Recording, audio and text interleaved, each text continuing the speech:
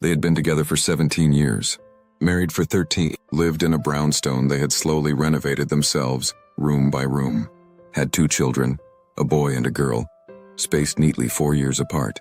From the outside, nothing looked off. There were dinner parties, family vacations, matching scarves and holiday photos. Even to most friends, they seemed like one of the lucky couples.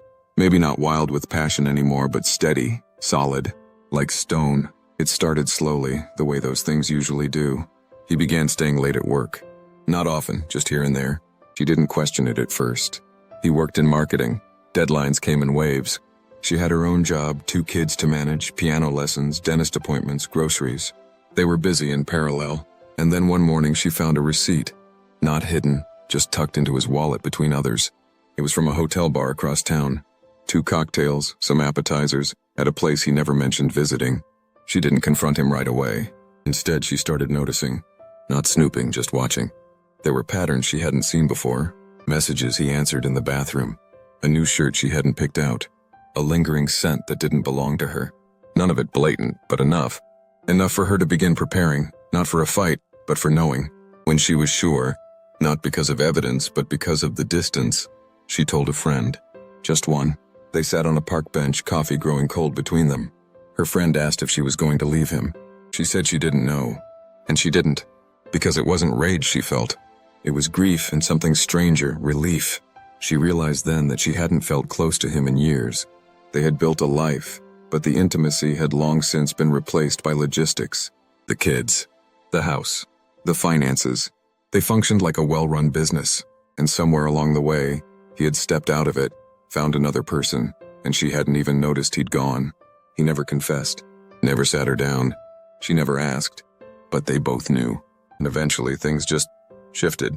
They stopped making plans more than a week ahead. They started sleeping at opposite edges of the bed. They went through motions. It wasn't dramatic. No shouting. No suitcases by the door. Just a slow undoing. A quiet split that only they could see. When the kids were old enough, they told them. Sat them down and explained in calm voices. Said it wasn't about anyone else. That sometimes people just grow apart. The kids cried, then asked what would happen next. They said everything and nothing. He moved into an apartment a few blocks away.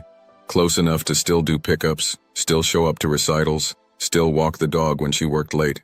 They divided furniture, books, memories. Some things she let him keep that she actually wanted. Some things he left behind that she later threw out.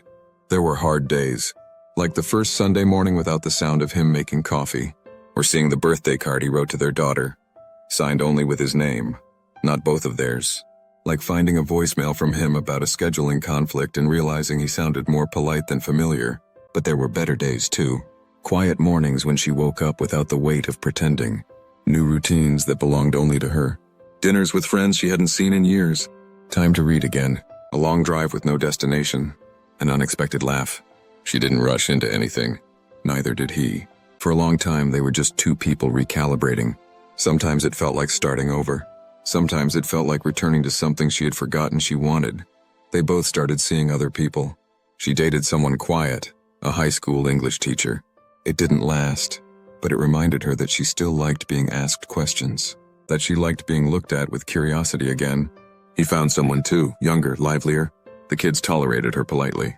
Now when people ask her if she still talks to her ex, she says yes. Not every day, but often. They co-parent well. They know each other's allergies and schedules. They remember each other's birthdays, even if they no longer buy gifts.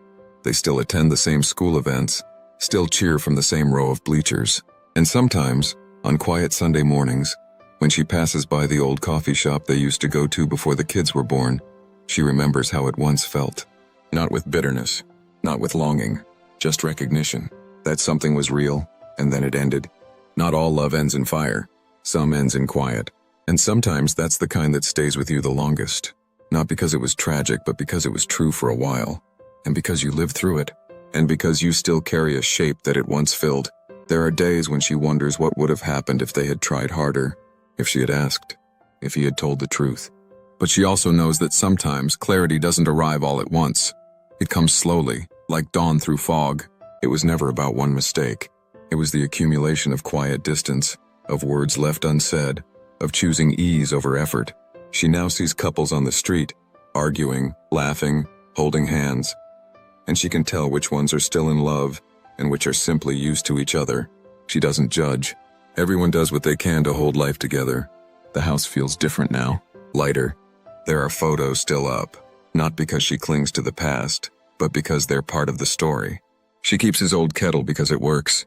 She keeps the blanket they bought in Vermont because it's warm. Not everything shared has to be erased. Sometimes late at night she writes lists, things she never thought she'd miss. The sound of him brushing his teeth, his shirts in the laundry, how he used to put his hand on her back when they crossed the street. Then she flips the page and writes what she's gained. Quiet mornings, her own shelf in the bathroom, a sense of herself whole and unclaimed. In a box under her bed, she keeps one photo. The two of them on their honeymoon, windblown, sunburned, not posing, just caught in a moment of laughter. She doesn't take it out often, but she doesn't throw it away either. Some memories aren't for display. They're just there to remind you that you were once inside something that felt like forever. She still walks the same block to work, still passes the bakery they used to visit on weekends. Sometimes she goes in, orders the same thing, a small cappuccino and an almond croissant, and eats in silence, not out of sadness, but because it's part of her rhythm, part of what she took with her. She learned over time that love doesn't always end in catastrophe. Sometimes it softens, settles, becomes something quiet and personal, not a wound, but a line in the story.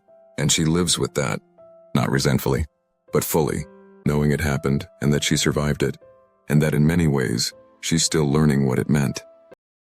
Thank you for listening. Until the next heartbeat in a story, subscribe and stay for more love in every word.